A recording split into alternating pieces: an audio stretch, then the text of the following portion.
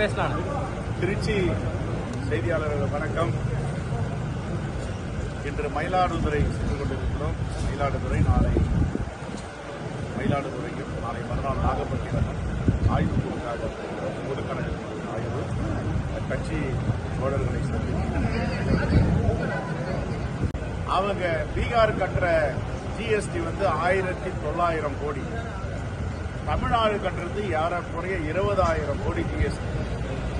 ஆனா அவர்களுக்கு ஏறக்குறைய 1,00,000 கோடி நிதி ஒதுக்குறாங்க. தமிழ்நாட்டுக்கு ஒண்ணுமே இல்லை. சரி, இதுலயாவது ஏதாவது ஒதுக்குவாங்க, கருணை இருக்கும், இருதயத்துல ஈரம் இருக்கும்னு பார்த்தோம்.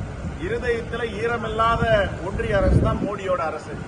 தமிழ்நாட்டு மக்களை வஞ்சித்திருக்கிறார்கள், தமிழ்நாட்டு மக்களை புறக்கணித்திருக்கிறார்கள். என்ன காரணம் என்றால் அவர்களுக்கு வாக்களிக்கவில்லை என்று.